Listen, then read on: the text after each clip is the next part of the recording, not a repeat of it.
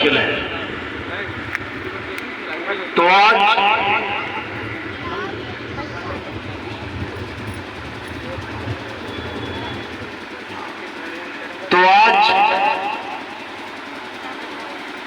सत्य और असत्य का निबेड़ा करेंगे, जिसलिए हमारा इंसानी जन्म हुआ है। क्यों हुआ इंसान जन्म? भगवान ने हमें गाय भैंस क्यों नहीं बना दिया? गाय भैंस पालते हो ना, अच्छी जून है क्या? इंसान जन्म अच्छी जून है या गाय भैंस बकरी कुत्ता बिल्ला? कौन बढ़िया है? बोलो। इंसान बढ़िया है। क्यों बढ़िया है? दो पैर पे खड़ा इसलिए। मुर्गी भी दो पैर पे खड़ी होती है। क्यों बढ़िया है? क्या कारण है? तुम्हें बिजली का बिल देना पड़ता है, मकान का बिल देना पड़ता है, पानी का बिल देना पड़ता है। गाय भैंस को कोई बिल नहीं देना पड़ता। कुत्ता बिल्ली हाथी घोड़ा मजे से रहते हैं बिना किसी बिल के। उनको कोई चिंता नहीं है, मकान बनाने की टेंशन नहीं है। चिड़िया जहां से मर्जी उठाती है, छोटे छोटे तिनके घोंसला बना लेती है। जानवर जमीन खोद खोद के जहां मन करता है घर बना लेते हैं, कोई टेंशन नहीं है। तुम जरा बना के देखो किसी के खेत में अपना मकान, बना लोगे क्या? बना लोगे? तुम्हारे बने मकान में कबूतर जहां मर्जी जाए अपना घोंसला बना ले, जहां मर्जी बना ले। तुम्हारे घर में कितने लोग रहते हैं? एक घर में कितने रहते हैं ज्यादा से ज्यादा?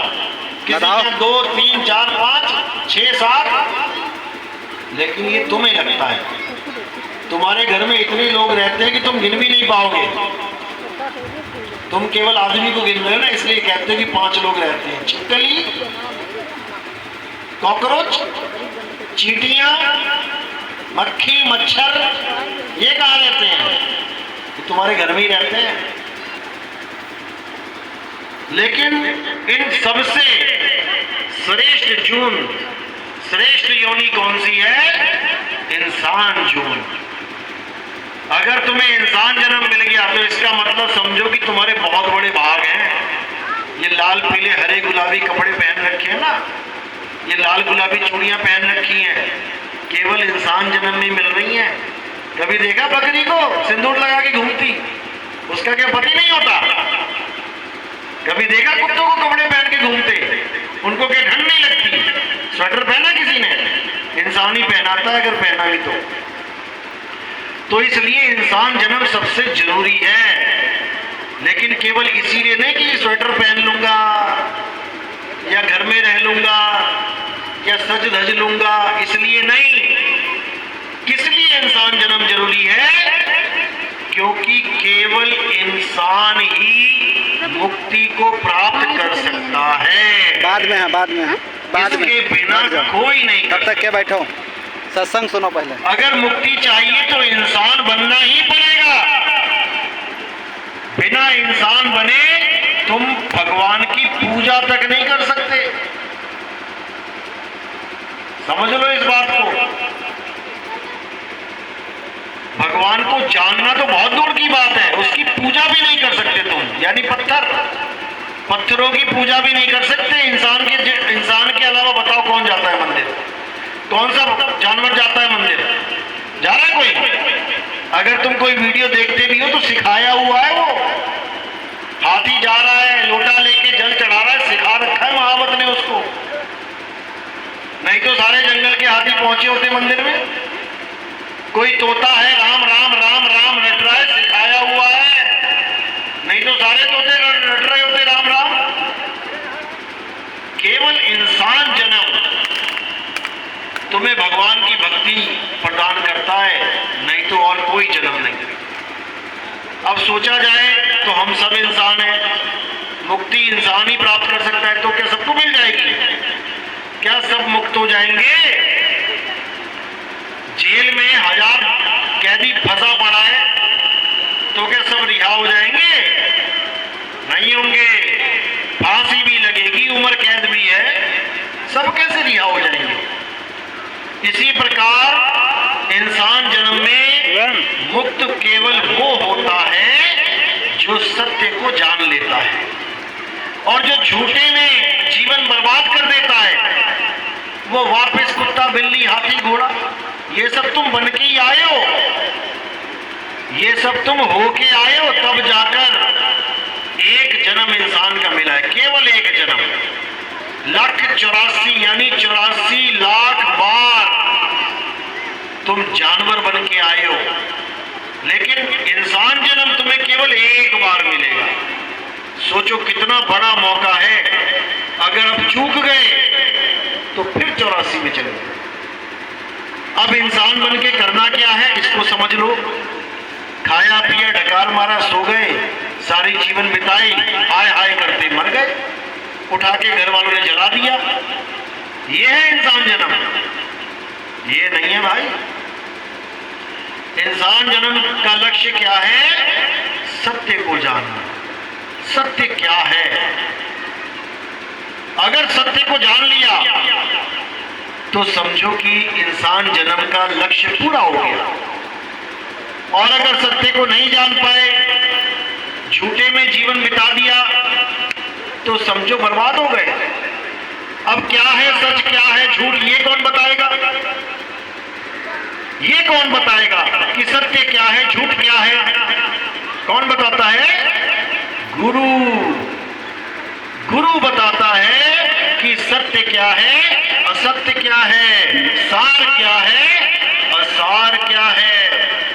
मेरी भाषा समझ में आ रही है सबको? हाथ खड़े करो जिसको समझ में आ रही है। सब समझ रहे हैं, हिंदी भाषा वाले हैं सारे हैं जी जी। तो हार हमार चलती है कि नहीं? यहाँ वो भी चलती होगी, नहीं चलती? कोई बात नहीं, क्योंकि पूरे देश में जाता हूँ, अलग अलग भाषाओं वाले लोग बैठे होते हैं, पूछना पड़ जाता है, पता लगा मैं ही जोर लगाता रहूं, तुम्हारे पल्ले ना पड़े कुछ। समझ में आ रहा है ना? बहुत अच्छी बात है। अब सत्य असत्य सार असार का निबेड़ा कौन करेगा? गुरु करेगा। तो कबीर साहब की वाणी क्या कहती है कि गुरु तो ऐसा चाहिए जैसा सूप सुहाए, और सार सार तो गही रहे, थोथा में उड़ाए। कबीर साहब का नाम किस किसने सुना है? संत कबीर। हाथ खड़े करो जरा। संत कबीर। कौन सा दोहा सुना सबसे बढ़िया? कौन सा? बड़ा हुआ तो क्या हुआ जैसे पेड़ खजूर, सुना है ना? कल करे सो आज कर, आज करे सो अब। हाँ, अब ठीक है। अब कबीर साहब कह रहे हैं गुरु तो ऐसा चाहिए जैसा सूप सुहाए। सूप पता है क्या होता है? सूप, टमाटर सूप नहीं, सूप क्या होता है? गेहूं को साफ करने वाला, जो ऐसे ऐसे करके चलाते हैं, और उससे क्या होता है कि गेहूं गेहूं इधर आ जाता है, और धूल धक्कड़ जितनी मिट्टी फिट्टी है सब बाहर। तो गुरु जब जीवन में आ जाता है तो असली असली माल तो इधर आ जाता है, और नकली नकली माल उड़ा दिया जाता है धूल की तरह। अब नकली क्या है, असली क्या है? अब इस पे विचार करना पड़ेगा, क्योंकि इंसान जन्म मिला है, इंसान जन्म ही विचार कर सकता है। अब क्या है असली, क्या है नकली? चौक पे एक बैनर लगा है जिसपे मेरी फोटो लगी है, वो फोटो असली है या मैं असली हूं? असली मैं हूं ना, तभी सारे फोटो छोड़ के मेरे पास आ गए। अगर वो और ये दोनों असली होते तो आगे वहां खड़े होते, फोटो देख रहे होते, आगे इधर आ जाते। लेकिन अब सबको पता लग गया कि जिसकी फोटो ये लगी है वो यहां बैठा है, तो सारे असली की तरफ आ गए। यानी कि फोटो है नकली और आदमी है असली। अब इसी प्रकार एक आम की फोटो बढ़िया खींच ली, बढ़िया आम, छिला हुआ आम, और एक आम साथ में रख दिया छिला हुआ असली। अब मक्खी आएगी तो आम की फोटो पे बैठेगी या आम पे? आम पे बैठेगी। यानी एक मक्खी के पास, छोटी सी मक्खी, उसका दिमाग कितना छोटा होगा, और छोटा, लेकिन फिर भी उसने सत्य और असत्य का निबेड़ा कर लिया। उसको पता लग गया ये मुझे बेवकूफ बना रहे आम की फोटो लगा के, मैं बेवकूफ नहीं बनूंगी, असली वाला तो इधर है, और वो असली वाले पे जाके बैठ जाएगी। अब हम अपनी बात करते हैं। अब हम फोटो को नकली मानते हैं ना, असली तो इधर बैठा है। लेकिन जब हम पूजा करने जाते हैं और वहां पे फोटो लगी होती है तो हम उस फोटो को असली मान के पूजा करते हैं कि नकली? मंदिर में फोटो लगी भगवान की, मंदिर जाते हो तो उस फोटो को असली मानते हो कि नकली? असली भगवान के पास जा रहे हो कि नकली? हैं? यही समझना है, यही समझना। असली और नकली को समझ लेना है। असली क्या है और नकली क्या है, दोनों की डेफिनेशन क्या है, कैसे पता लगे ये असली है ये नकली है? दोनों को अच्छी तरह समझ लो। असली वो होता है, असली भगवान वो होता है जो ना कभी पैदा होता है ना कभी मरता है, समझ लो। और नकली भगवान कौन होता है? जो पैदा होता है और मर जाता है, यानी जिसको बनाया जाता है और वो एक दिन बिगड़ जाता है। अब गीता, गीता नाम सुना ना, किसने बोली है? कबीर साहब ने, कबीर साहब ने बोली, कृष्ण जी ने गीता बोली है। किस किस ने पढ़ी है गीता जीवन में? किस किस ने गीता जीवन में पढ़ी है? अपने हाथ खड़ा कर दो जिसने गीता पढ़ी। गीता पढ़ी पूछूंगा मैं क्या लिखा है, पेपर हो जाएगा अभी।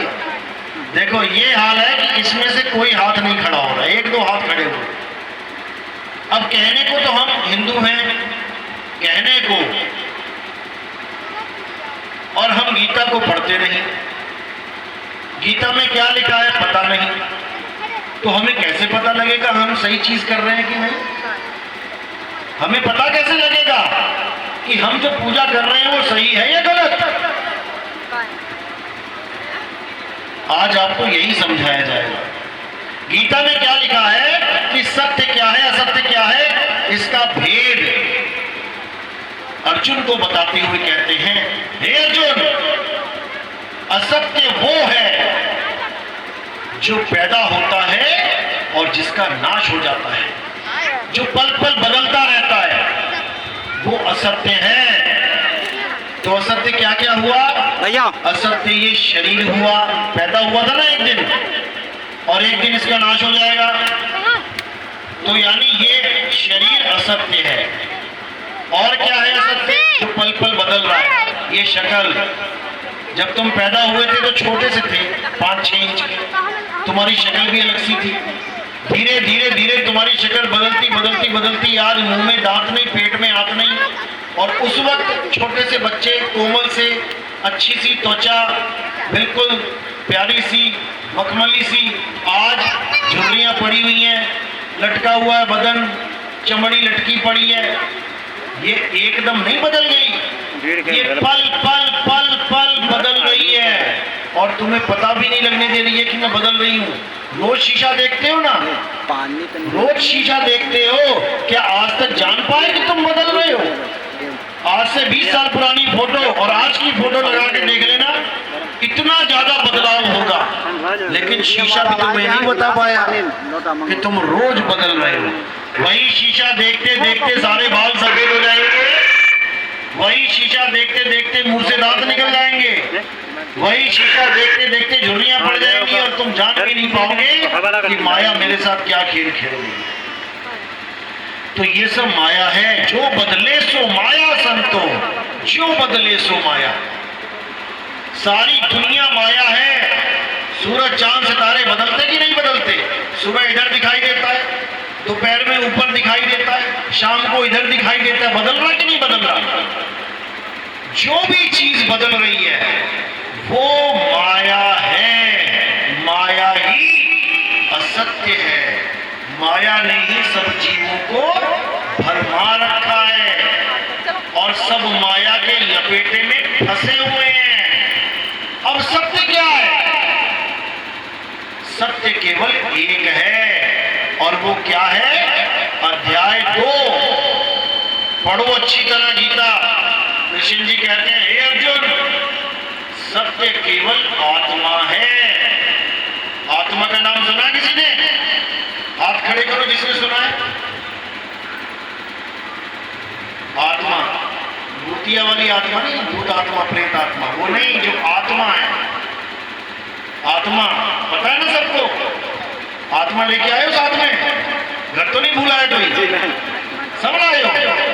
बहुत अच्छी बात है, बहुत अच्छी बात है। आत्मा साथ में लेके आए हो। जैसे कपड़े लाए हो, पर्स लाए हो, मोबाइल लाए हो, चप्पल लाए, जूते लाए, कड़ा लाए, घड़ी लाए, हार लाए, बिंदी लाए, सब कुछ लेके आए हो। पता है ना वो कैसी होती है? बिंदी कैसी होती है, मोबाइल कैसा होता है, पर्स कैसा होता है, समझ में है? पता है ना कैसा होता है, क्योंकि लेके आए हो साथ में। अब आत्मा भी लेके आए हो। अब पूछे आत्मा कैसी होती है? आत्मा होती क्या है? लंबी होती है, छोटी होती है, गर्म होती है, ठंडी होती है, लाल है, काली है, पीली है, गुलाबी है? कैसी है आत्मा? जिसको पता है हाथ खड़ा करो, जिसने अपनी आत्मा को देखा है। जिसने कभी अपनी आत्मा को देखा है, अपनी आत्मा को जाना है, हाथ खड़ा करो।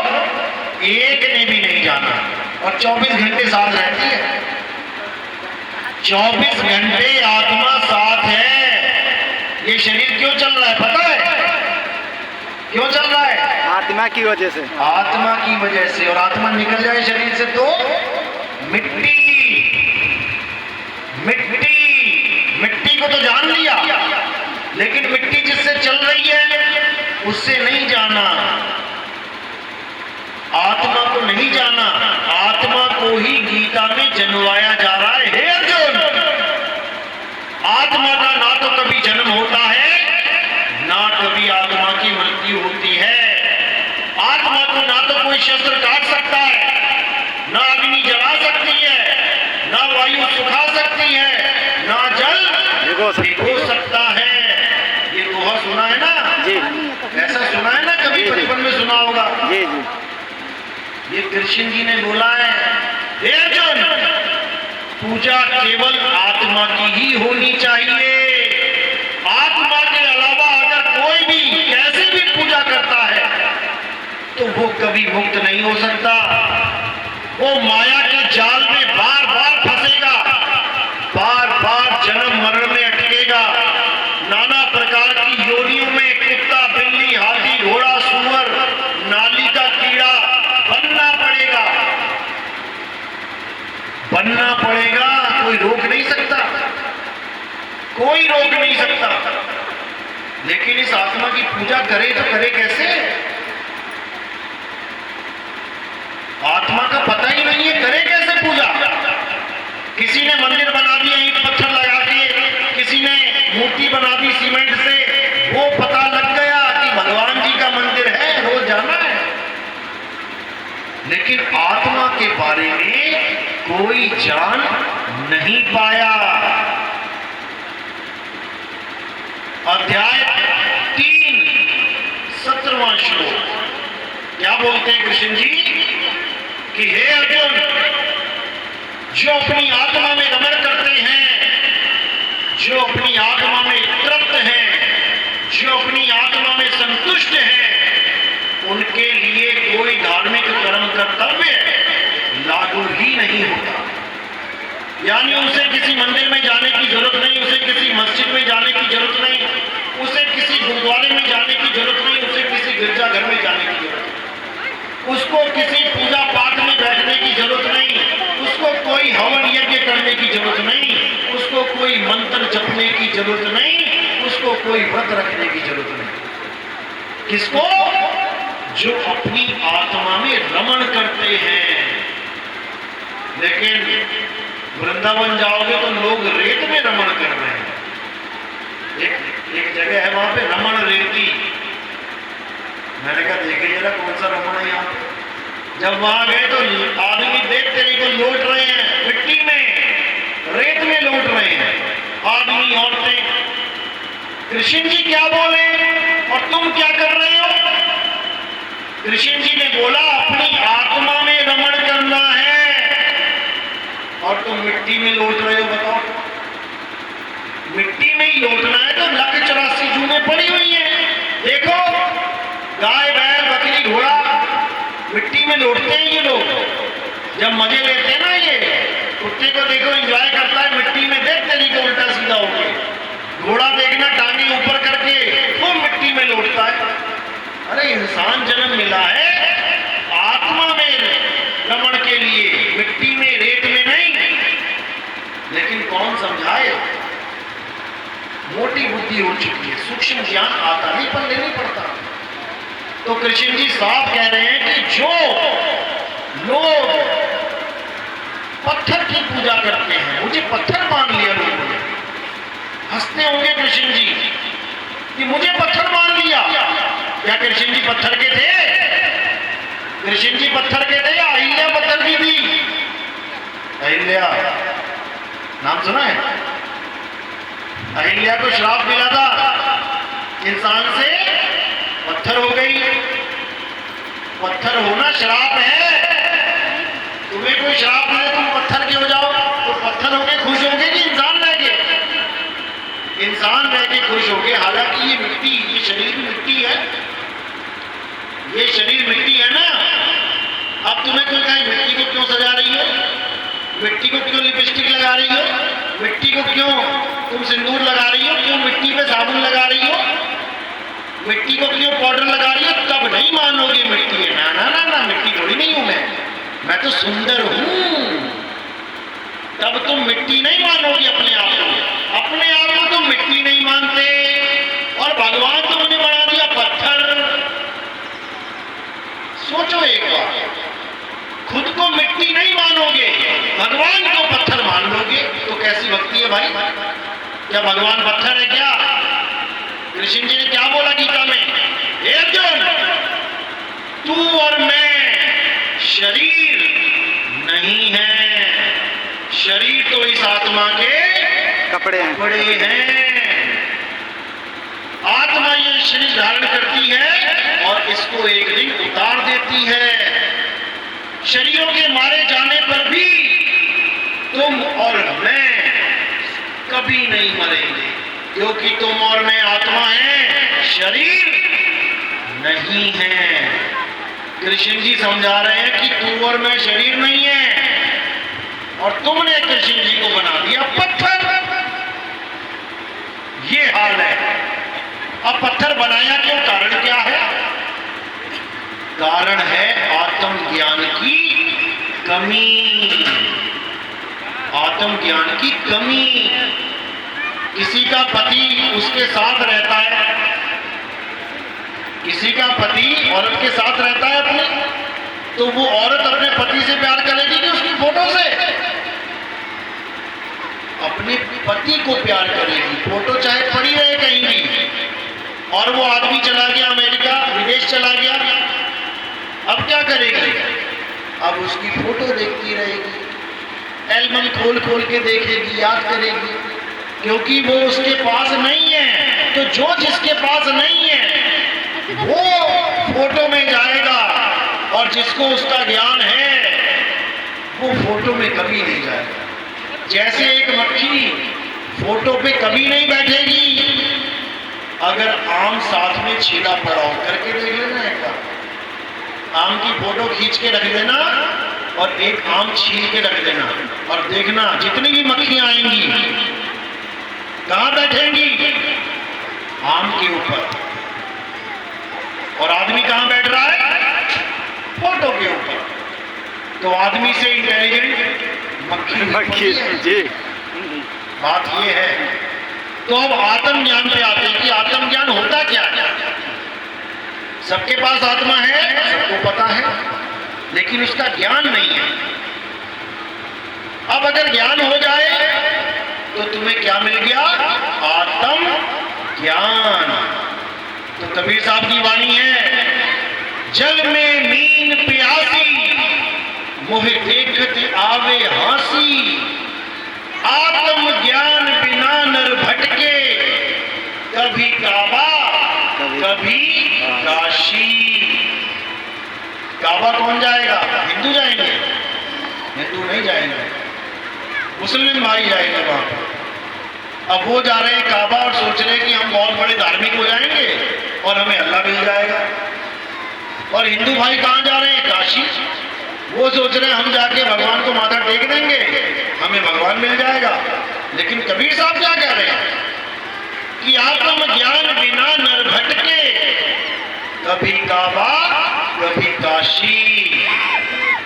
कि जहां पर परमात्मा है वहां तो तुमने ढूंढा नहीं, वहाँ दे दो इनका और वहां ढूंढने जा रहा है जहां वो है नहीं, तो कैसे बात बनेगी? ना किसी मंदिर में ना किसी मस्जिद में भगवान वहां नहीं रहता। वहां तो उसे याद करने का एक तरीका बता रखा है कि जाओ माथा टेकाओ, लेकिन वो रहता कहाँ है? जैसे तुम्हारे दादाजी की चौक पे मूर्ति लगा दी किसी ने कि ये बहुत बढ़िया आदमी है, यहाँ पे इसने बड़ा विस्तार किया, गांव का बहुत भला किया। चौक पे दादाजी की फोटो लग गई। अब दादाजी से मिलना है तो चौक पे जाना पड़ेगा या उसके घर जाओगे? चौक पे मूर्ति लग गई दादाजी की। अब तुम्हारे दादाजी से अगर किसी ने मिलना है तो चौक पे जाएगा या तुम्हारे घर आएगा और पूछेगा बेटा दादाजी कहाँ हैं? तुम्हारे घर जाएगा, यानी उसका एक एड्रेस है। अगर गांव में मंदिर है, गणेश जी हैं, फोटो लगी है, तो उसका एक असली एड्रेस भी है। गणेश जी कहीं तो रहते होंगे भाई, भगवान कहीं तो रहता होगा। 100 मूर्तियां लगा दी गांव में तो 100 भगवान हो गए क्या? तुम्हारे दादाजी की चौक पे और अगली गली में और अगली गली में पूरे शहर में 100 मूर्तियां लगी तो 100 दादाजी हो गए क्या? दादाजी तो एक ही है और वो अपने घर में रहता है। इसी प्रकार राम जी के हजारों मंदिर, श्याम जी के हजारों मंदिर, हनुमान जी के हजारों मंदिर केवल संकेत दे रहे हैं कि हनुमान जी हैं, राम जी हैं, कृष्ण जी हैं, लेकिन हैं कहाँ? कहाँ हैं? ये कबीर साहब बता क्या बोलते हैं? ज्यों तिल माही तेल है, ज्यों चकमक में आग, तेरा साईं तुझ में है, जाग सके तो जाग, तेरा साईं तुझ में है। यानी परमात्मा कहाँ रहता है? परमात्मा आत्मा में रहता है। आत्मा में परमात्मा का वास है। अगर मंदिर में परमात्मा रहता होता, मंदिर में भगवान रहता होता, तो सोमनाथ का मंदिर कितनी बार लूटा गया? इतिहास पढ़ा किसी ने? भैया हाथ खड़ा करो किसी को पता है? सोमनाथ मंदिर गुजरात में सोने का मंदिर था भगवान शिव का। 17 बार लूट लिया गया, 17 बार। तो अगर भगवान मंदिर में होता तो क्या एक आदमी लूट पाता? अगर भगवान का मंदिर लूट गया तो इंसान बेचारा कब बचेगा? भगवान मंदिर में नहीं रहता। तुम कितना ही बड़ा मंदिर बना लो, भगवान उसमें कभी नहीं रहेगा, क्योंकि भगवान वहां रहता है जो जगह अमर है। और इस दुनिया में अमर केवल एक ही चीज है और वो है आत्मा। आत्मा में ही परमात्मा रहता है। यही कबीर साहब समझा रहे हैं। कस्तूरी कुंडल बसे मृग ढूंढे वन माही, और ऐसे रमता राम है ये दुनिया जाने नाही। वो रमता राम है, वो कहाँ रमा हुआ है? तुम्हारी आत्मा में रमा हुआ है। वो जैसे घी कहाँ रमा हुआ है? दूध में, पेड़ पे या जमीन के नीचे? कहाँ रमा है? दूध में। अब कोई दूध तो फेंकता रहे, ये तो दूध है, ये तो दूध है, और घी को ढूंढता रहे, मुझे घी चाहिए, मुझे घी चाहिए। जहां भी दूध दिख रहा है फेंक दे रहा है, और घी को ढूंढ रहा, मुझे घी चाहिए। मिलेगा क्या? सारी उम्र ढूंढता रहे, सारी उम्र ढूंढ ले, वो घी मिलने वाला नहीं है उसे।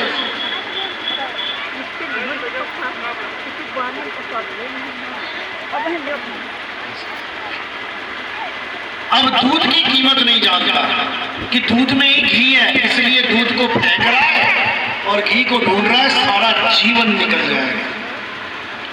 इसी प्रकार अज्ञानी मनुष्य आत्मा को तो फेंक रखा है किनारे और परमात्मा को ढूंढ रहा है। कहाँ ढूंढ रहा है? मंदिर, मस्जिद, गुरुद्वारों में, तीर्थों में, पहाड़ों में। भगवान को ढूंढने जा रहा है, भगवान पहाड़ पे मिले कभी पहाड़ पे किसी हेलीकॉप्टर लेके घूम लो सारा, कोई मान के बैठा है 7 आसमान के ऊपर अल्लाह है, भैया रॉकेट पकड़ के चला दे ऊपर।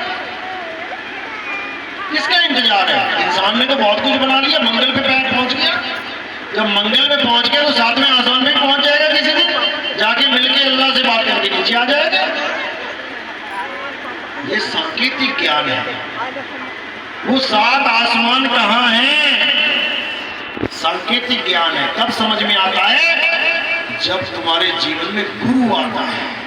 वो दूध कहाँ है जिसमें घी छुपा है? सांकेतिक ज्ञान है। तब समझ में आता है जब गुरु मिलता है। भजन गाते हो मेरे रोम रोम में बसने वाले राम, और जब राम जी की पूजा करनी होती है तो मंदिर भाग जाते हो। मंदिर में रोम लगे हैं तुम्हारे, रोम कहाँ है? रोम सुना है क्या होता है? वो इतनी रोम नहीं, ये शरीर के रोम, ये रोम है, एक एक रोमा। भजन गा रहे हो मेरे रोम रोम में बसने वाले राम, मैं तुमसे क्या मांगू? और इतनी लंबी लिस्ट लेके जाते हो भगवान के पास पूजा करने से पहले, क्या क्या मांगना है आज, सारा काम उल्टा कर रहे हो। तभी दुख में पड़े हो, तभी बार बार भाव बंधन में पड़े हो, बार बार उल्टा लटक के आ जाते हो, सिर ऊपर सर नीचे, माँ के गर्भ में एकदम टाइट पैक पड़े हुए हो और बार बार अरदास कर रहे हो, हे भगवान एक बार निकाल दे, तेरी पूजा करूंगा, तेरी भक्ति करूंगा। और बाहर निकलते ही कहता है तू है कौन? मैं हूँ गांव का प्रधान, मैं हूँ एमएलए, मैं हूँ सीएम पीएम। कौन भगवान? कैसा भगवान? किसने देखा भगवान? और जब गर्भ में उल्टा लटक जाता है जाके, फिर वही स्टोरी चालू, भैया एक बार निकाल दो। ये इंसान की फितरत है। इंसान को तो इंसान धोखा देता है, भगवान को धोखा दे रखा है। गर्भ में जाके फिर अरदास करता है, बाहर आके फिर कहता है तू कौन? तो ये तब तक होता रहेगा जब तक तुम्हें सही जगह नहीं मिल गई ढूंढने की। कहीं नहीं जाओ, तुम्हारे घर में दूध पड़ा है, उसी दूध में घी है, बस तुम एक गुरु धारण करो जो तुम्हें उस दूध से दही बनाना सिखा दे, दही से मक्खन बनाना सिखा दे, मक्खन में से घी निकालना सिखा दे। क्या तुम्हें मार्केट जाना पड़ेगा घी खरीदने के लिए? नहीं, एक कदम भी नहीं जाना पड़ेगा। घर में दूध है, दूध में घी निकाल लोगे। इसी प्रकार जब तुम्हारे जीवन में गुरु आएगा, वो तुम्हें तुम्हारी आत्मा का ज्ञान देगा। घर में ही आत्मा है, बाहर नहीं है। घर में पड़ी वस्तु नहीं सूझे और बाहर ढूंढन जासी, जल में मीन प्यासी, मोहे देखत आवे हंसी। हंसी आती है मुझे, क्योंकि तुम्हें आत्मा का कुछ पता नहीं। एक बार गीता पढ़ो, अध्याय 2, देखो फिर कितना मजा आएगा। आत्मा के बारे में जानो।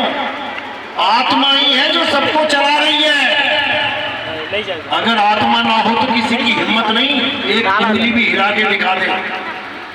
इस दुनिया में अगर सबसे पावरफुल कोई चीज है तो वो आत्मा है। करंट तो केवल लोहे का पंखा चला रहा है, आत्मा मिट्टी को जीवन दे के बैठी है।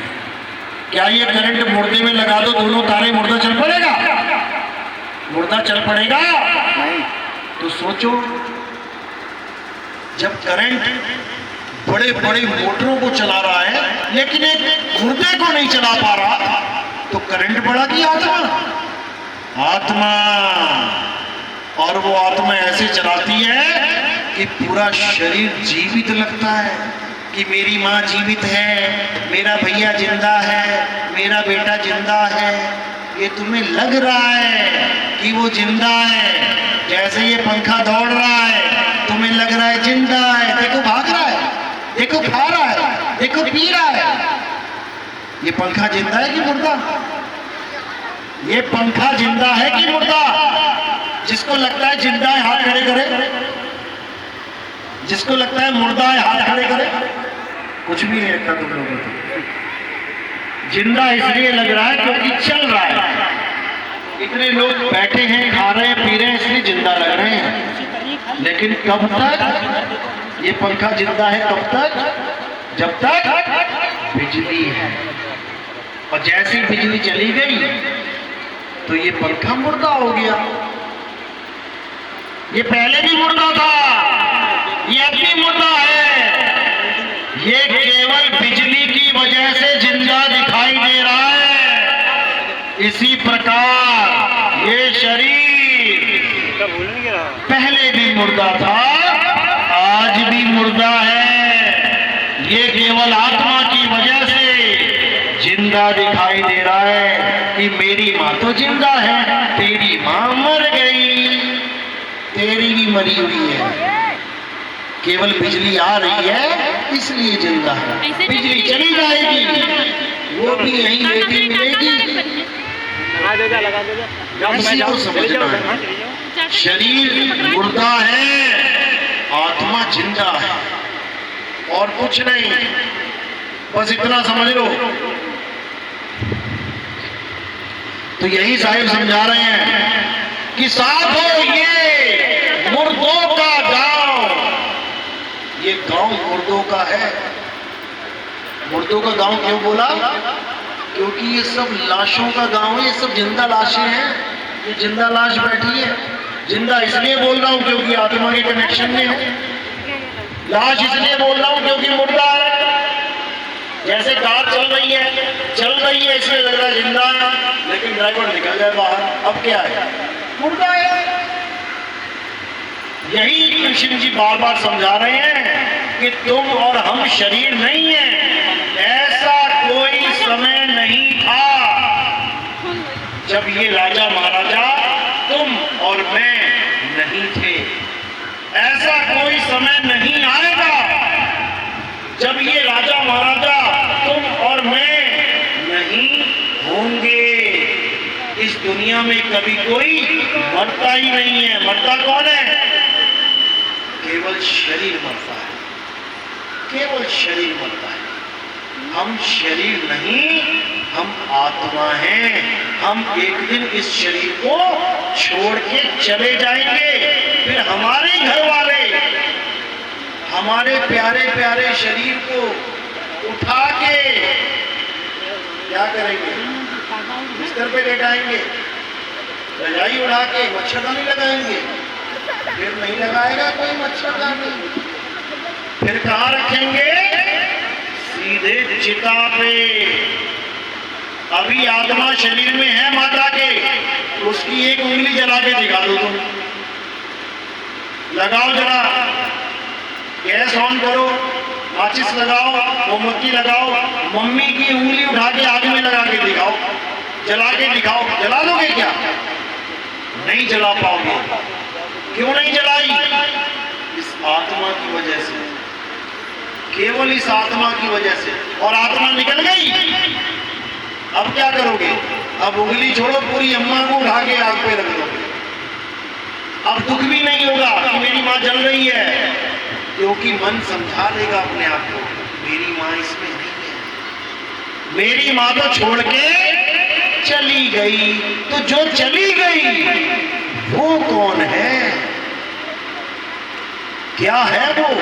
जो लेटी है उसे तो सारी उम्र माता माता बोला, अम्मा अम्मा बोला। अब कह रहे हो जो लेटी है वो मेरी माँ नहीं है, जो चली गई वो मेरी माँ है। अब बताओ, दो अम्मा थी तुम्हारी, दो अम्मा है, एक लेटी हुई है और एक चली गई। अरे ये तुम्हारी माँ कभी थी नहीं, तुम्हारी माँ वो थी जो तुम्हारी हर बात का जवाब दे रही थी। तुमने पूछा माता कैसी हो? बहुत अच्छी हूँ बेटा। अब जो बोली ये है तुम्हारी माँ, लेकिन वो असल में माँ भी नहीं है, क्योंकि वो परमात्मा का जीव है। माँ तो तुमने इस गाया को मान लिया, क्योंकि लेडीज वाला शरीर है, इसलिए तुमने सोच लिया ये मेरी माँ है।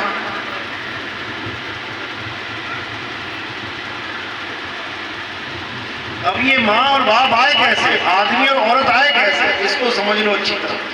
बार बार समझाने वाला कोई नहीं मिलेगा। ये मिट्टी का शरीर है, 5 तत्व का शरीर है, औरत का भी आदमी का भी। 5 तत्व कौन से हैं? सबसे ऊपर आसमान, उसके नीचे हवा, उसके नीचे जल अग्नि, उसके नीचे जल, नीचे धरती। यही 5 तत्व ये लगे हुए हैं सामने। सबसे ऊपर आसमान, इसके नीचे आ जाओ, क्या मिलेगा? इसके नीचे आए वायु, नाक से सांस ले रहे ना। सबसे ऊपर आसमान, आसमान से नीचे आए वायु मिल गई, वायु से नीचे आए क्या मिला? पेट में क्या है? अग्नि। जठराग्नि कहाँ पे है? कभी पेट को हाथ लगाओ, नीचे से गरम गरम लगेगा। लोग कहते हैं खाने के बाद पानी मत पीना एक साथ। क्यों? जो खाना खाया है वो भट्टी में चला गया है, अब वो वहां पे पचेगा, और तुमने बड़ी ठंडा पानी पी लिया तो भट्टी बुझ जाएगी। तो ऊपर आसमान, फिर वायु, फिर अग्नि, अग्नि से नीचे जल, पेशाब करते हो ना, जल से नीचे मिट्टी, लैट्रिन करते हो। 5 तत्व अपने अपने कार्य कर रहे हैं। 5 तत्व आदमी में भी हैं, 5 तत्व औरत में भी हैं। यानी आदमी भी 5 तत्व का, औरत भी 5 तत्व की। तो फिर इसको आदमी और औरत क्यों बोला?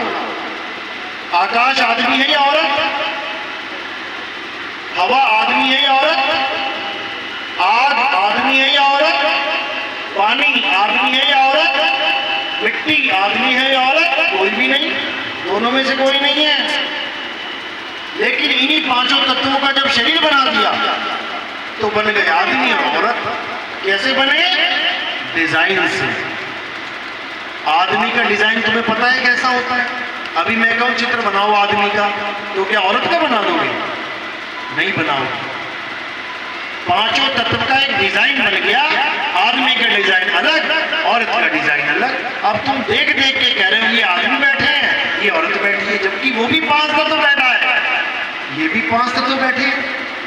जैसे कपड़ा, कपड़ा आदमी है या औरत? दोनों में से कोई नहीं।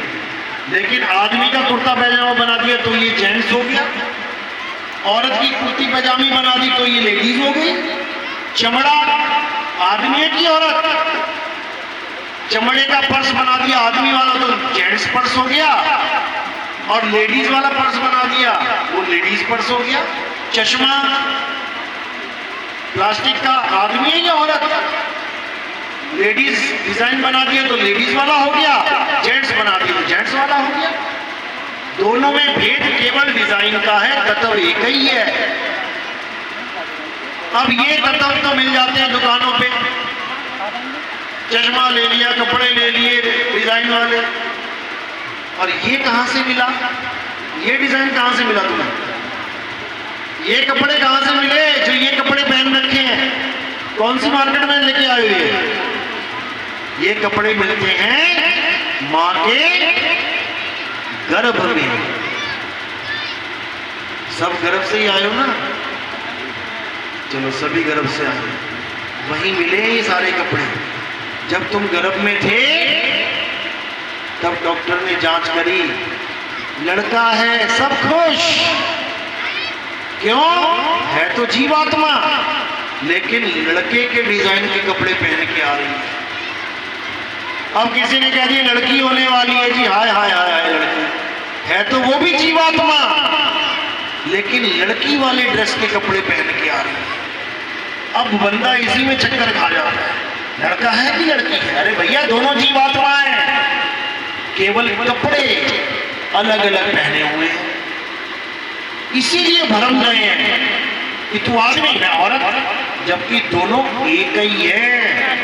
5 तत्व पहन के आए हैं, दोनों ही एक स्वरूप के हैं, जीव हैं, जीव मालिक के जीवात्मा। तो इसी को समझना है, हम और तुम शरीर नहीं है, शरीर हमारे कपड़े हैं। इन कपड़ों को साइड कर देना है और अपने आप को जान लेना है। जब अपने आप को जान लोगे तो क्या होगा? जब तुम्हारी मृत्यु आएगी, जब तुम्हें ये शरीर छोड़ने की जरूरत पड़ेगी, तब तुम रोगे नहीं, तब तुम ये नहीं कहोगे डॉक्टर साहब बचा लो, माता बचा लो, अम्मा बचा लो, पिताजी बचा लो। फिर तुम क्या करोगे? कपड़ों को किनारे फेंकोगे और अपने आत्म स्वरूप में आ जाओगे, अपने आत्म स्वरूप में रमण करोगे। हे अर्जुन, जो अपनी आत्मा को जान लेते हैं वो अंत समय में अपने शरीरों को त्याग के अपनी आत्मा में स्थित हो जाते हैं। उन्हीं लोगों को स्थित प्रज्ञ बोला गया है। और कुछ नहीं करना है।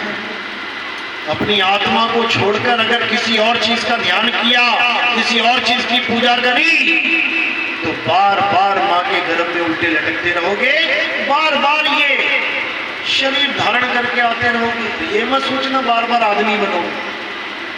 अभी तुम्हें कोई कहे वो कुतिया लेती है, जाओ उसका दूध पियो, जाके पी लोगे क्या? गाय का भी पी लेते हो, गाय भी जानवर है, कुतिया भी जानवर है, गाय भी जानवर है, कुतिया भी जानवर है। लेकिन कोई कहे जाओ कुतिया का दूध पियो, नहीं पियोगे। अब इंसान चोला छूट गया और कुतिया के गर्भ में चले गए। अब जब कुतिया के गर्भ से बाहर पिल्ला बन के निकलोगे, उसी दूध को पियोगे जो आज मना कर रहे हैं। कहो बाकियों को साइड करके खुद ही सबसे ज्यादा पी के मोटे तगड़े हो जाओ, ऐसे भी होते हैं कहीं। तो ये चलता ही चला जाएगा, ये बार बार जन्मना मरना चलता रहेगा। ये खत्म करने का एक ही रास्ता है, वो है आत्म ज्ञान। कोई ये सोच के बैठा है कि मैं तो मंत्र जप रहा हूं, मेरी तो मुक्ति हो जाएगी। अब लगा राम राम राम जपने, लगा हरे कृष्णा जपने, मुसलमान है तो लगा अल्लाह अल्लाह अल्लाह जपने, सिख है तो लगा वाहिगुरु वाहिगुरु जपने, ईसाई है तो लगा गॉड गॉड जपने, या कोई बाबा मिल गया 5 नाम देने वाला तो लगा जपने ज्योति निरंजन ओंकार निराकार सोहंग सतनाम लगा जपने और सोच रहा है अब तो मेरी मुक्ति हो जाएगी। या कोई लगा जपने सतपुरुष अकाल मूर्त शब्द स्वरूपी राम, या कोई लगा जपने ओम कलियम हरियम शरियम सोम। भैया किसी की मुक्ति होने वाली नहीं है, एक भी मुक्त नहीं हो पाएगा। क्यों नहीं हो पाएगा?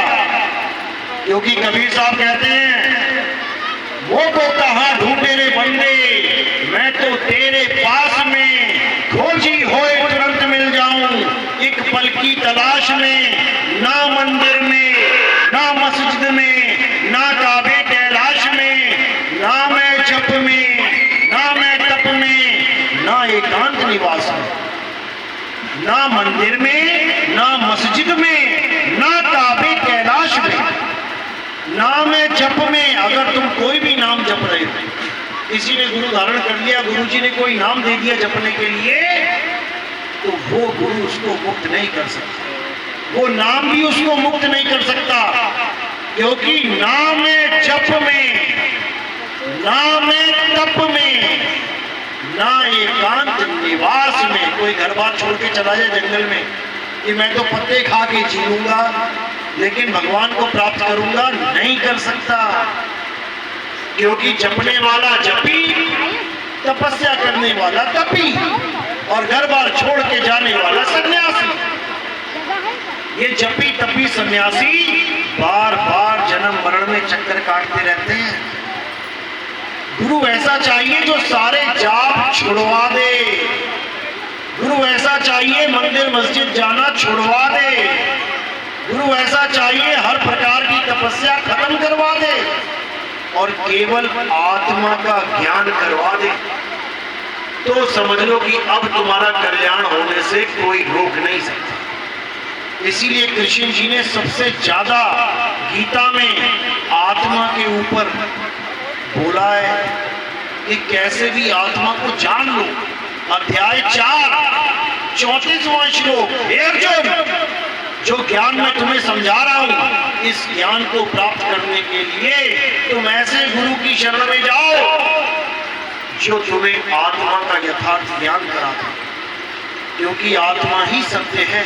एक बार आत्मा का ज्ञान हो जाने पर तुम कभी असत्य को धारण नहीं करोगे। यानी उसके बाद तुम कभी पूजा पाठ नहीं करोगे, उसके बाद तुम कभी मंत्र वंत्र नहीं जपोगे, उसके बाद तुम कभी व्रत उपवास नहीं करोगे। लोगों को लगता है कि हिंदू धर्म का मतलब है, सनातन धर्म का मतलब है देवी देवताओं की पूजा करना। यही समझाया गया है तुम्हें बचपन से तुम्हें यही बताया गया है कि देवी देवताओं की पूजा करो, हम हिंदू धर्म वाले हैं। क्या कृष्ण जी ने कहा कि देवी देवताओं की पूजा करनी है? सबने एक फोटो देखी है जिसमें कृष्ण जी ने पहाड़ उठाया है, अंगूठे पे पहाड़ उठाया था ना, अंगूठे पे उठाया था। किस पे उठाया था? इस पे नहीं उठाया, इस पे क्यों उठाया था? किस किस को पता है? हाथ खड़े करो जरा। हनुमान जी ने भी पहाड़ उठाया था, हाथ पे उठाया था ना, क्यों उठाया था पता है? हाथ खड़े करो, किसको पता है? 100 के 100 खड़े कर दोगे। क्यों उठाया था? क्योंकि तुम्हें बार बार बताया गया हो, बार बार हर साल तुम्हें रामलीला में बताया जा रहा है, हनुमान जी ने पहाड़ उठाया, हनुमान जी ने पहाड़ उठाया। भैया कृष्ण जी ने भी उठाया था, वो बताओ क्यों उठाया? किसको नहीं पता वो हाथ खड़े करो, जिसको नहीं पता वो ईमानदारी करो, जिसको नहीं पता वो हाथ खड़े करो। फोटो तो सबने देखी है ना, फोटो सबने देखी है कि कृष्ण जी ने पहाड़ उठाया, लेकिन पता किसी को भी नहीं है कि कृष्ण जी ने पहाड़ क्यों उठाया। इसका कारण पता है तुम्हें? क्या कारण है? क्या कारण है? ताकि तुम ज्ञान को समझ ना जाओ, ताकि तुम गीता को समझ ना जाओ, ताकि तुम कृष्ण जी की कही एक एक बात को समझ ना जाओ। इसलिए तुम्हें यह डरावा भी दिया गया कि गीता घर में रखोगे तो पाप लग जाएगा। ये डरावा भी है कि गीता को हाथ लगा दोगे पाप लग जाएगा, नहाए धोए बिना। बंदा सोचता है यार ऐसा ग्रंथ घर में ही क्यों रखूं जो गलती से भी हाथ लग जाए पाप लग जाए, इसको हटाओ। तुम्हारे घरों से गीता को हटवाया गया। क्यों हटवाया गया? इसको भैया आवाज को सही करो, जैसे पहली थी वैसे रखो। क्यों हटवाया गया? इसके पीछे कारण ये है कहीं तुम आत्मा के बारे में ना जान जाओ। अगर तुम आत्मा के बारे में जान गए तो तुम्हारी मुक्ति हो जाएगी। फिर कुत्ता कौन बनेगा? फिर गधा कौन बनेगा? फिर खेत जोतने के लिए बैल कौन बनेगा? अगर तुम मुक्त हो गए तो ये दुनिया खाली हो जाएगी। ये दुनिया कहीं खाली ना हो जाए, इसलिए तुम्हें गीता के ज्ञान से दूर किया जा रहा है। अब सुन लो कृष्ण जी ने पहाड़ क्यों उठाया था। कृष्ण जी ने हुक्म दिया कि जितने भी मेरे गोकुलवासी हैं, जितने भी लोग हैं, आज के बाद तुम देवी देवताओं की पूजा करोगे? नहीं करोगे? नहीं करोगे, नहीं करोगे। एक भी देवी देवता की पूजा नहीं करनी है। सारे हैरान परेशान, क्या बात कर रहे हो? हम तो युगों युगों से यज्ञ हवन करते आ रहे हैं, देवताओं को प्रसन्न करते आ रहे हैं, यहाँ तक कि देवताओं के लिए बलियां देते आ रहे हैं। बलियां नहीं देते क्या देवताओं को? काली माता को बलि देते हैं कि नहीं देते हैं? देते हैं। वो भी देवता की श्रेणी में ही है। जी। तो कृष्ण जी ने बिल्कुल मना कर दिया, आज के बाद कोई देवताओं की पूजा नहीं करेगा। अब लोगों ने सोचा खाली हो गए, दिन भर घंटी बजाते थे, आरती गाते थे, अब क्या करें। और कृष्ण जी जो ज्ञान समझा रहे थे आत्मा का, वो उनके समझ में नहीं आ रहा था। अब लगा कि खाली हो गए तो क्या किया जाए। तो कृष्ण जी ने कहा इनसे अच्छा उस पहाड़ की पूजा करो। कौन सा पहाड़ था? कौन सा पहाड़ था? गोवर्धन। गोवर्धन। गोवर्धन की पूजा करने के लिए बोल दिया कि आत्मा का ज्ञान सुनते रहो और पर्वत की पूजा करो, मूर्तियों की नहीं। और कबीर साहब भी यही कह रहे हैं, पाथर पूजे हरि मिले तो मैं पूजूं पहाड़। कबीर साहब भी पहाड़ की बात कर रहे हैं कि छोटी छोटी मूर्तियों को क्या पूज रहे हो? अरे पहाड़ को पूज रहे भाई, अरे पत्थर की पूजा करती है तो उसी पत्थर में से तोड़ तोड़ के मूर्तियां बना रहे हो। इससे अच्छा पूरा पत्थर ही पूज लो। यही कृष्ण जी ने कहा भैया पर्वती पूज लो जाके, देवी देवताओं की पूजा नहीं करती बिल्कुल। अब क्या हुआ?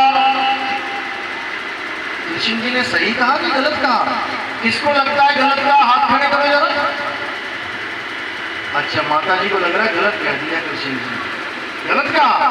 भगवान भी गलती करते हैं। किसको लग रहा है कृष्ण जी ने बिल्कुल सही कहा? वो हाथ खड़े करो जरा।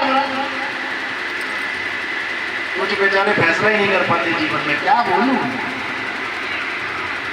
कृष्ण जी ने कहा कि सब देवी देवताओं को पूजना बंद कर दो, आज से तुम्हारी क्लास दूसरी चलेगी। अब जब देवी देवताओं को पता लगा, और देवताओं का राजा कौन है? इंद्र। देवताओं के राजा को पता लगा, देवताओं को पता लगा, तो उन्होंने क्या किया? घनघोर बारिश कर दी। इतनी बारिश करी, इतनी बारिश करी और बोला अब सबको मार डालूंगा, जिन्होंने मेरी पूजा छोड़ी है सबको मार डालूंगा। तो कृष्ण जी ने क्या किया? गोवर्धन पर्वत अपनी उंगली को उठा लिया और सारे गोकुल वासियों को उस पर्वत के नीचे शरण दे दी। अब बताओ, जब कृष्ण जी ने देवताओं की पूजा द्वापर युग में खत्म करवा दी थी, तो फिर वापस कौन लेके आ गया हमारे धर्म में? कृष्ण जी से बड़ा ज्ञानी कौन पैदा हो गया? जो कृष्ण जी की बात को छोटा कर दिया और दोबारा से देवी देवताओं की पूजा में लगा दिया। उसका नाम ढूंढ के आना जरा, बताना मुझे कौन है।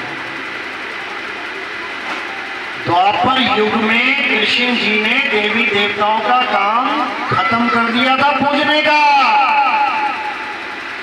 लेकिन कलयुग में हमें फिर फंसा दिया गया। अब तुम्हें दोबारा से वही ज्ञान समझाया जा रहा है कि अगर निकलना चाहते हो इस जन्म मरण के चक्कर से, दोबारा से गीता को उठा लो, गीता पढ़ना शुरू करो, दिन रात पढ़ो, और कोई ग्रंथ पढ़ने की जरूरत नहीं है तुम्हें।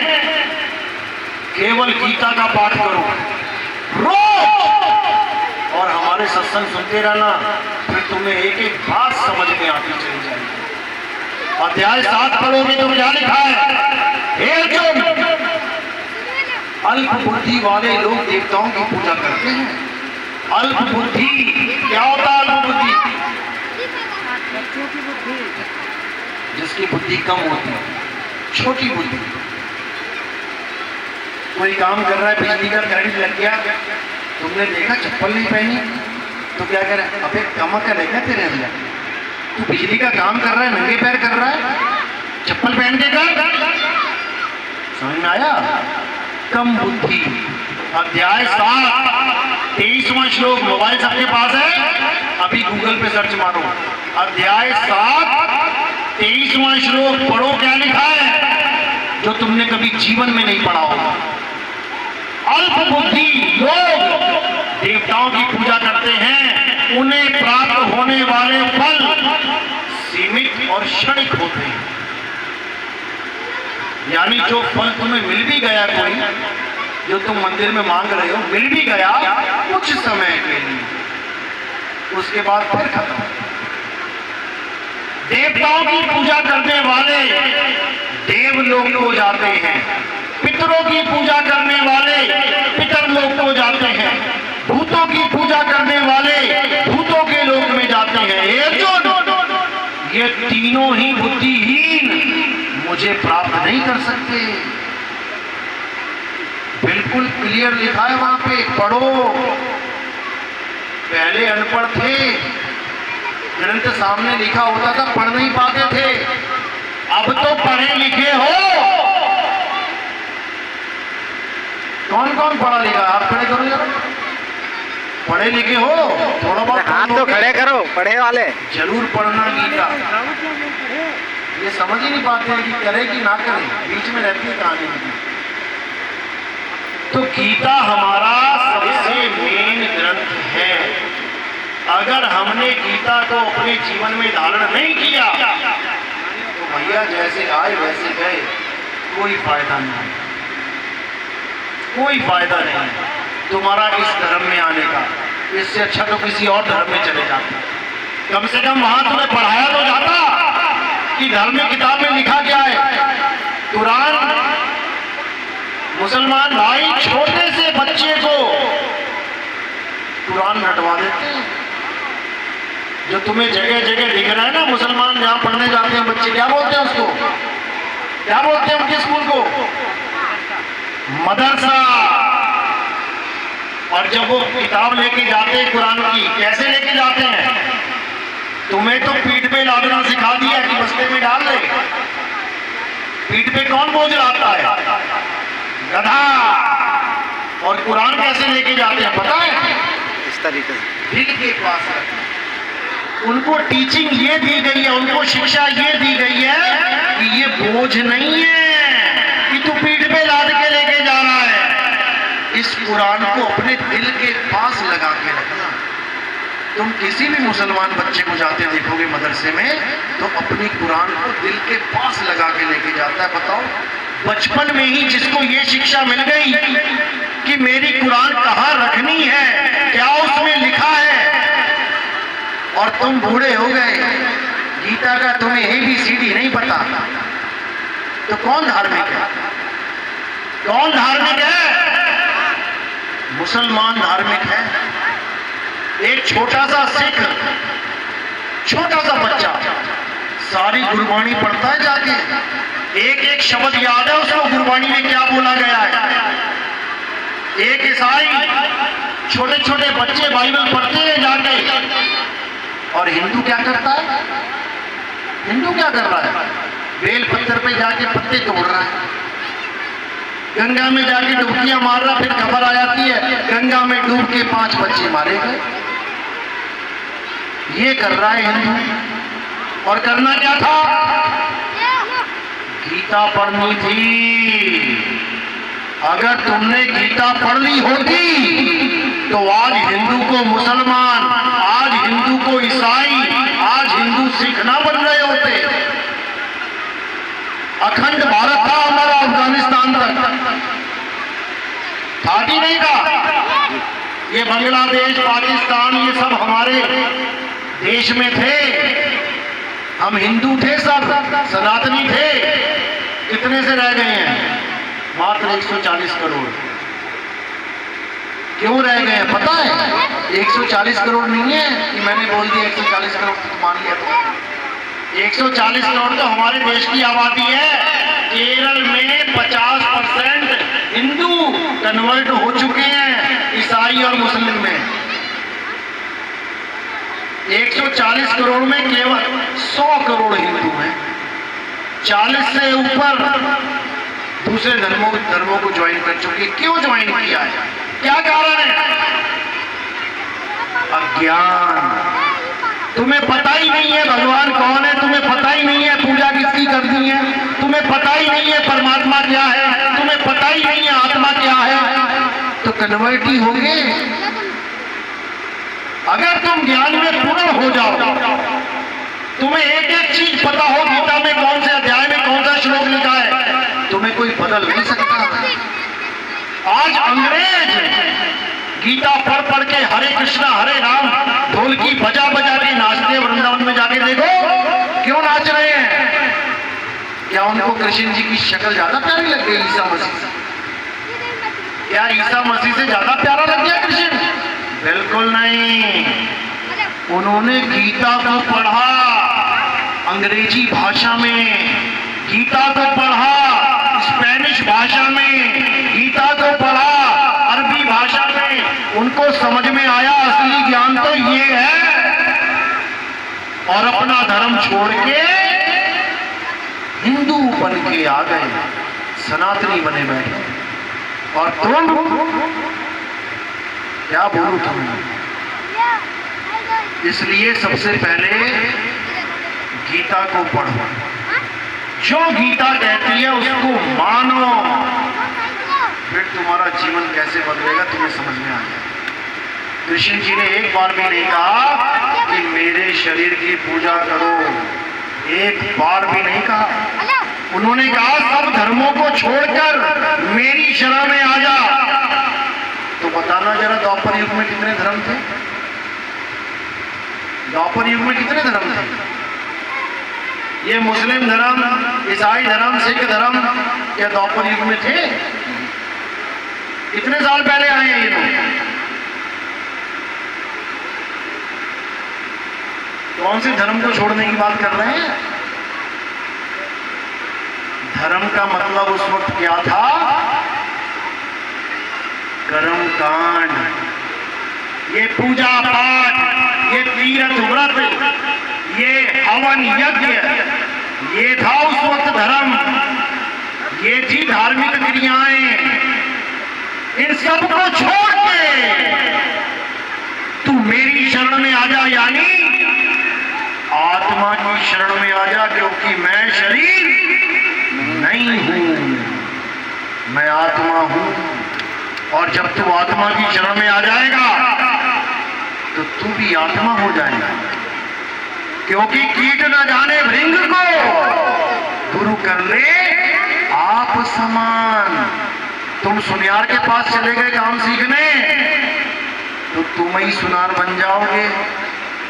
तुम लोहार के पास चले गए काम सीखने, तुम ही लोहार बन जाओगे।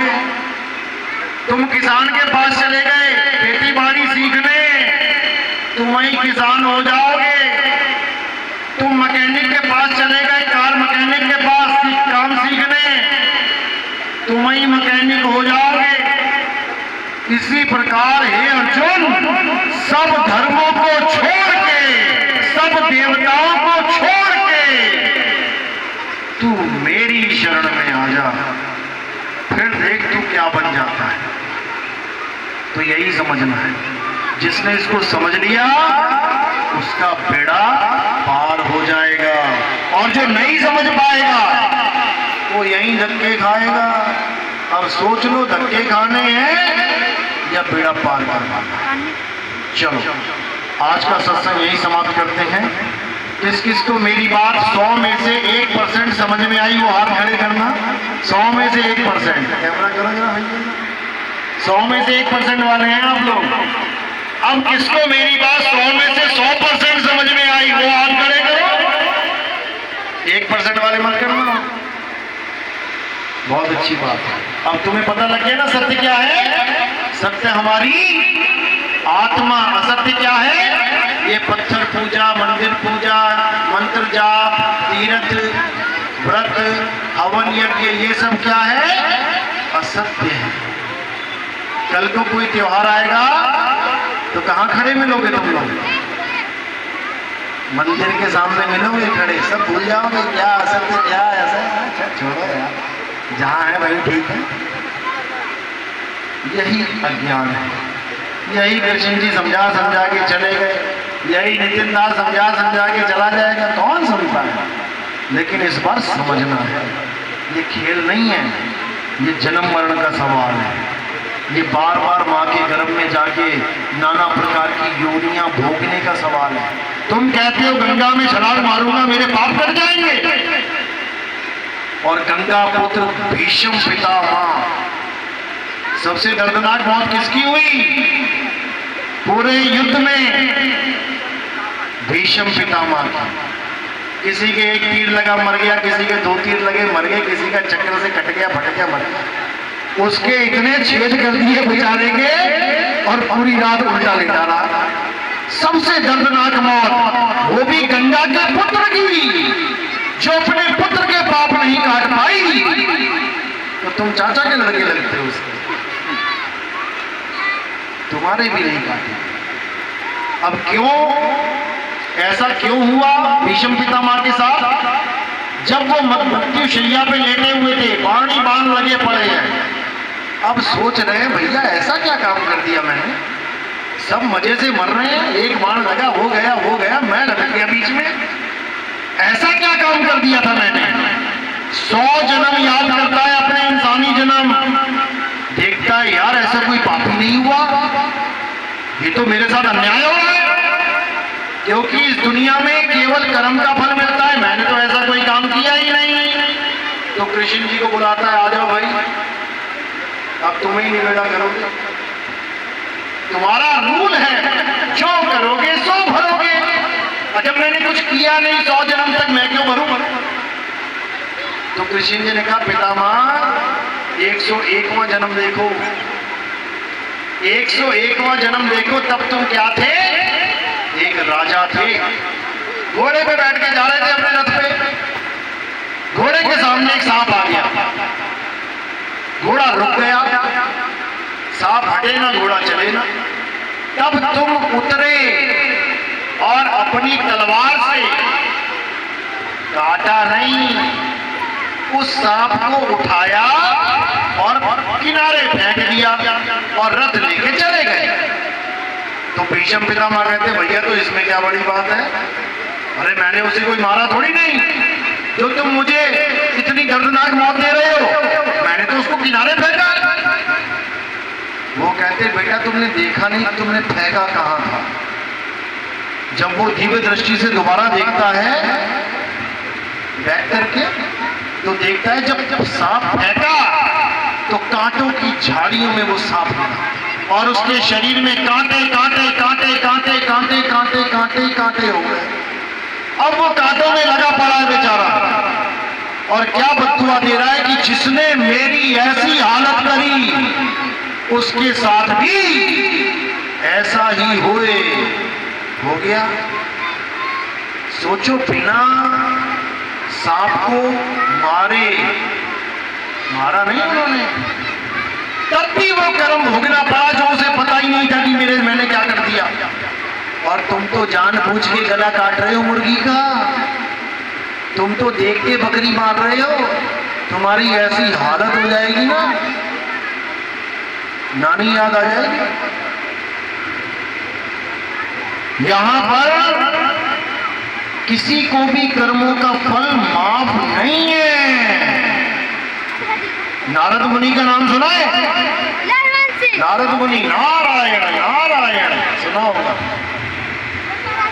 नारद मुनि को एक बार शौक चढ़ गया कि मैं शादी करूं, माया का खेल था, क्योंकि उसको अहंकार हो गया था कि मैं तो ब्रह्मचारी हूं।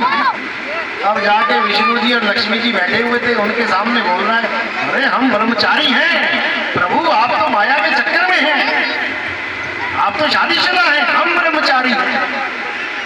विष्णु जी कहते अच्छा चल दिखाते हैं तुझे। तो वो जब वापस जाने लगा तो विष्णु जी ने एक लीला खेली, रास्ते में बड़ा सुंदर महल बना दिया, सुंदर बाग बगीचे, और उसी में एक सुंदर सी कन्या बन के खड़े हो गए। अब महाराज जी जा रहे हैं उड़ते उड़ते, अब कर दिया नैन मटक्का, अब उनकी फ्लाइट नीचे उतर आई। अब कह रहे हैं अरे तुम तो बहुत सुंदर हो, मैं तो 1000 बार निकला इस रास्ते से, आज तक मेरी दृष्टि तुम पे क्यों नहीं पड़ी, तुम्हारे महल क्यों नहीं दिखाई दिया आज तक मुझे, मैं तुमसे शादी करना चाहता हूं। वो कहती स्वयंवर में आना और मैं उससे शादी करूंगी जो सबसे सुंदर होगा। कहते अच्छा कोई बात नहीं, तारीख पता करके चले गए विष्णु लोग। अब कहते हैं महाराज जी बाकी सब तो ठीक है, विष्णु जी मुझे इस तारीख के दिन अपना हरि रूप दे देना, क्योंकि उनको पता है कि पूरी सृष्टि में सबसे सुंदर कौन है, विष्णु जी। वो कहते अपना हरि रूप दे देना मुझे, यानी अपने जैसा रूप दे देना मुझे। वो कहते ले लेना, तथास्तु। चला गया वो। अब तारीख गिने, कब आएगी वो तारीख? आ गई, पहुंच गया वहां पे स्वयंवर में। अब उसको लग रहा है सबसे सुंदर मैं ही हूं। जैसी रानी आए वो राजकुमारी गर्दन आगे कर दे, वो हस्ती हुई आगे निकल जाए। कहता शायद दिखाई नहीं दिया मैं सही से। फिर आगे जाके खड़ा हो गया, 2-3 बार ऐसी बदल के चली गई, आगे छोड़ के फिर खड़ा हो गया। तो हार के उसको कहना पड़ा, रे बंदर, ये इंसानों की, राजकुमारों की, देवों की यहाँ शादी होगी, बंदरों की शादी नहीं है, बंदरों का स्वयंवर नहीं है, जाए यहाँ से। अब बड़ा घबरा जाता है, ये क्या हो गया, ऐसा कैसे हो गया? जाके शक्ल देखता है गंगा नदी में, तो बंदर की शक्ल होती है, क्योंकि हरि यानी बंदर भी होता है। अब वहीं पर खड़ा होकर समझ जाता है कि भाई विष्णु जी ने मेरे साथ छल किया है, यानी भगवान ने मुझे छला है। वहीं पे उठा के गंगा जल को क्या कहता है कि हे भगवान, जैसे तूने मुझे स्त्री के लिए तड़पाया है, वैसे ही तू भी तड़पे। और जैसे ही श्राप देता है, एकदम होश आता है, कहता अरे राम राम राम राम नारायण नारायण, ये मैंने क्या कर दिया? यानी कौन कर गया? इसने श्राप दे दिया। कौन है जो ताकत जो तुम्हारे अंदर बैठी हुई है, जिसके बिना तुम कुछ करते ही नहीं हो? तुम अपना काम जो भी करते हो अपनी समझ से करते हो ना, ये किसी के कहने पे करते हो? खुद से करते हो ना? तुम्हें लगता है कि मैं खुद से करता हूं, तुम्हें लगता है, असल में तुम एक एक बात किसी से पूछ के करते हो, किसी का हुक्म मान के करते हो। किसका हुक्म मानते हो? किसका? मन का। तुम्हारे सामने 2 चीजें रख दी, पानी रख दिया, कोल्ड ड्रिंक रख दिया। अब तुमसे पूछो क्या पियोगे? मेरा मन कर रहा है कि मैं कोल्ड ड्रिंक पी लूं। अबे तू बता ना, तुम बताओ कि तुम क्या पियोगे? मन को बीच में कहां से ले आए? क्योंकि तुम वही गिलास उठाओगे जो तुम्हारा मन कहेगा। ये मन तुम्हारे अंदर छुपा बैठा है, यही है फसाद की जड़। ये सारी सृष्टि का मालिक यही मन है, इसी की वजह से ये सृष्टि चल रही है। यही तुम्हें श्राप देता है, यही वरदान देता है। यही मन नारद का अपने भगवान तक को श्राप दे डाला। बताओ, 14 साल भटकना पड़ गया उस एक शराब के चक्कर में। राम बन के आए, पूरी मर्यादा में रहे। मर्यादा पुरुषोत्तम राम, हर काम को बड़ी मर्यादा के साथ किया, हर कार्य को।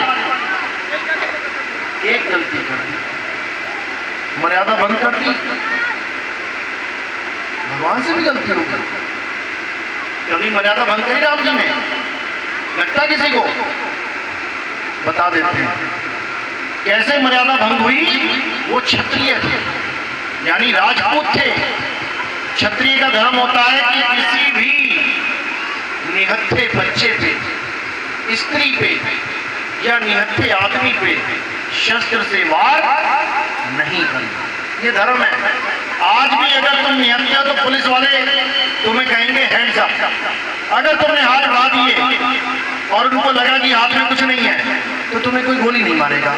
अगर पुलिस ने गोली मार दी तो उसकी नौकरी चली जाएगी। इसीलिए जितने भी इनकाउंटर होते हैं, गोली मारने के बाद क्या करते हैं? देसी तमंचा निकालते हैं और लाश के पास फेंक देते हैं। अब वो कहते हैं भैया इनकाउंटर हुआ था, मुझे गोली इसलिए चलानी पड़ी क्योंकि वरना ये मार देता। अब नौकरी बच गई। समझ रहे हो? आज भी वो मर्यादा चल रही है। ये क्षत्रिय की मर्यादा है कि निहत्थे पे कोई वार नहीं करेगा। लेकिन राम जी ने इनको मार दिया तीर से, निहत्थे को। किसको? इसको बाली को, रावण को, बाली को, बाली को। बाली और उसके भाई ने अनबन थी, ठीक है घर का मैटर है, घर में सॉल्व हो जाएगा, भैया क्या बात है।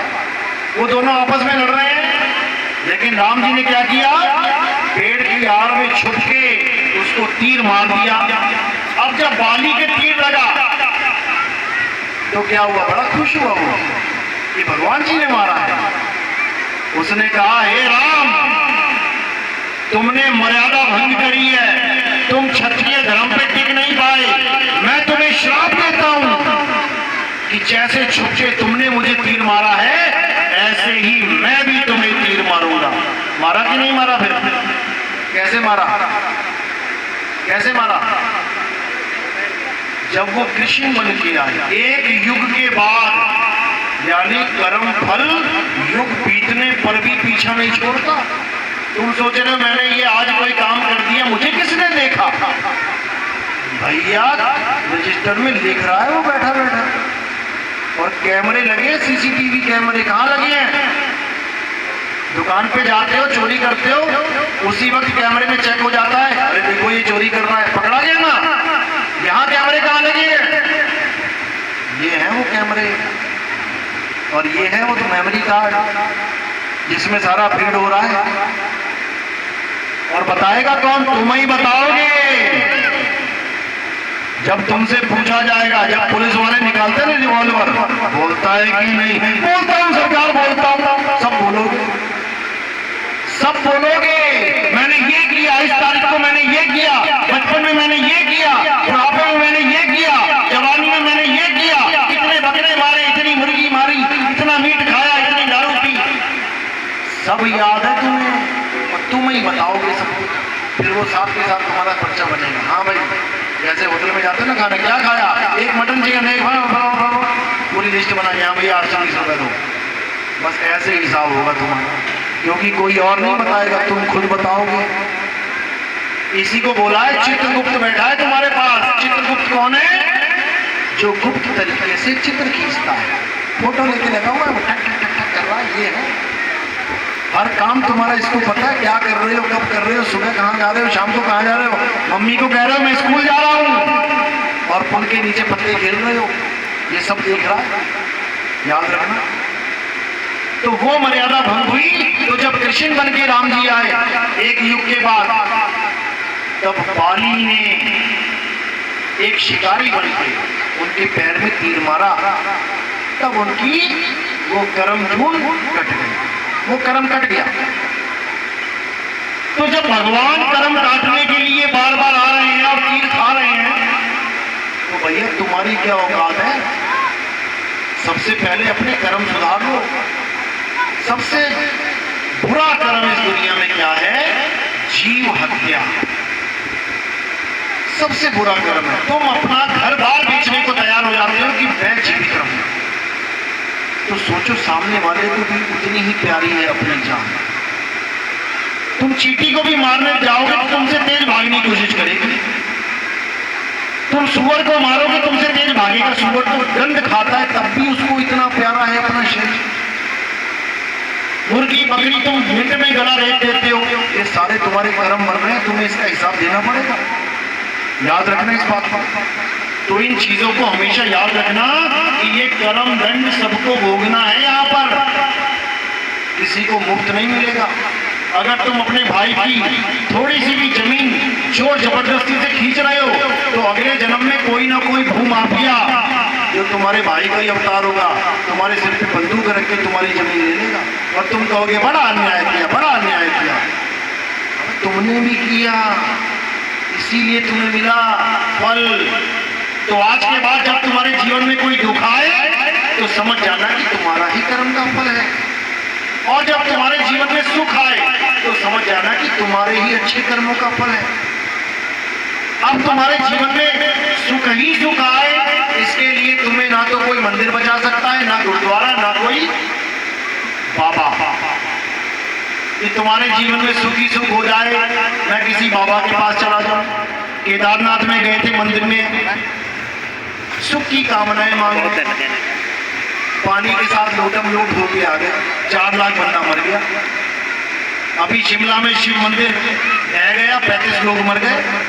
मंदिर के अंदर भी तुम सेफ नहीं हो, कर्मों की वजह से। एक ही मंत्र है, अगर तुम हमेशा सुखी रहना चाहते हो, एक ही मंत्र है। क्या मंत्र है? तुम सुख देना शुरू कर दो। तुम लोगों को खुशी देना, इज्जत देना, लोगों को खुश रखना शुरू कर दो। किसी को गाली नहीं, किसी से झगड़ा नहीं। कोई बाबा बैठा है, बुजुर्ग बैठा है, जाओ 2-4 मिनट पैर दबा दो, देखो कितने आशीर्वाद मिलेंगे। यही है खुशियाँ, यही आशीर्वाद मिल रहे हैं। जो तुम्हें लगता है अरे मैं बड़ा दुखी हूँ, पड़ोसी बड़ा सुखी है, उसके यहाँ सब कुछ बढ़िया चल रहा है, इसलिए चल रहा है, उसने कर्म अच्छे कर रखे हैं और तुमने बुरे कर्म किए होंगे। अब तुम अपने कर्म सुधार लो तो तुम्हारे धीरे धीरे धीरे धीरे धीरे धीरे खुशियाँ आने लग जाएंगी, सुखी हो जाओगे। बस यही फॉर्मूला है और कोई फॉर्मूला नहीं। प्रकृति तुम्हें वही देती है जो तुम प्रकृति को देते हो। प्रकृति एक दीवार की तरह है और कर्म एक गेंद की तरह है। अब तुम उस दीवार पे गेंद हल्के से मारो तो हल्के से आएगी, कैच कर लोगे, और तेज से मारो तो तेज से आएगी, कैच भी नहीं कर पाओगे। सेम थ्योरी है कर्मों की। अच्छे कर्म करोगे अच्छे वापस आएंगे, बुरे कर्म करोगे तो बुरे कर्म ही वापस आएंगे। बस इसको ये समझ लो, ये कर्म भोग जून है, ये कर्म क्षेत्र है, ये ऐसा घर है 3 लोग जिसके बोर्ड पे लिख रखा है जो करेगा वो भरेगा। तो मुक्ति बाद की बात है, पहले अपने कर्म सुधारो। मीट, मांस, अंडा, शराब, जुआ, ये सब गलत काम, चोरी, ये सब छोड़ो। तुम्हें अपनी कोई सामान चोरी हो जाए तब बड़ा दुख लग जाता है, हाय चोरी हो गया। तुम दूसरों की चोरी कर रहे हो, उसको कितना दुख होता होगा। किसी का मोबाइल उठा के ले आए, कहीं चार्जिंग प्लग लगा पड़ा था स्टेशन पे, बेचारे को नींद आ गई और तुम उसका मोबाइल उठा के ले आए, सोचो कितना तड़पा होगा, कितनी बददुआएं दी होंगी, मर जाए, कीड़े पड़ जाए उसके। तो ये वचन खाली नहीं जाता। जब नारद का खाली नहीं गया, उसका कैसे चला जाएगा। फिर तुम्हारे जब कीड़े पड़ेंगे, देखो सड़कों पे लोग लेटे पड़े, 20-20, 50-50, 100-100 दिन से नहाए नहीं है, कीड़े चल रहे हैं, वही लोग हैं बददुआएं खाए हुए। तो कर्म सुधारो। चलो आज का सत्संग यही समाप्त करते हैं। अब आरती का समय है। हमारे यहाँ पत्थरों की, कैलेंडर की, फोटो की पूजा आरती नहीं होती। हमारे यहाँ किसकी आरती होती है? आत्मा की, गुरु की। अब आत्मा कहाँ है? आरती गुरु की होगी तो गुरु की आत्मा कहाँ है भाई? मेरे ही पास होगी। तो आत्मा की आरती होती है। आत्मा की आरती का कुछ थोड़ा अलग तरीका होता है, वो मैं बता देता हूँ। इसमें फूल डालो, फूल फूल।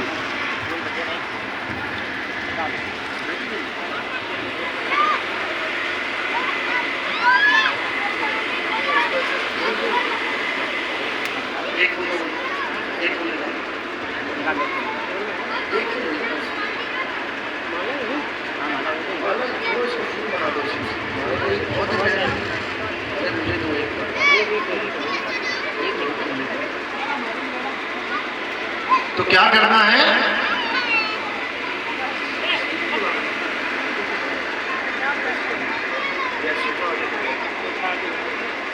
अभी सोफा आगे कर लेंगे। तो क्या करना है, जिसने भी आरती करनी है, जो भी आरती करने का इच्छुक है, जबरदस्ती नहीं है, आएगा, फूल उठाएगा और मेरे सिर के ऊपर रख देगा। यहाँ सिर के ऊपर रखना, पैरों में नहीं चढ़ाना है। सिर के ऊपर क्यों रखा?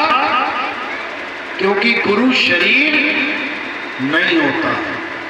गुरु कौन है? आत्मा। तो शरीर कहां से कहां तक है? पैर के अंगूठे से लेके सिर तक। तो तुमने फूल किसको चढ़ाना है? शरीर को या आत्मा को? आत्मा। तो यानी शरीर से परे, ये परे हो गया, शरीर से परे तुमने फूल मेरे सिर के ऊपर रख देना है। तो वो आत्मा को ये फूल समर्पित हो गया। उसके बाद आपने एक बार आरती घुमा लेनी है। और कोई प्रचार में योगदान करना चाहे वो पैरों में रखे।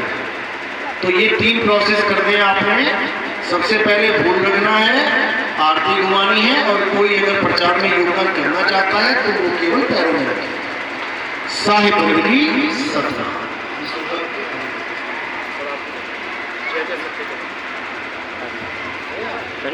मोबाइल में आरती लगा लो, जय जय सत्य कबीर, उसको चला दो। गुरुजी इसको उसको जलाओ।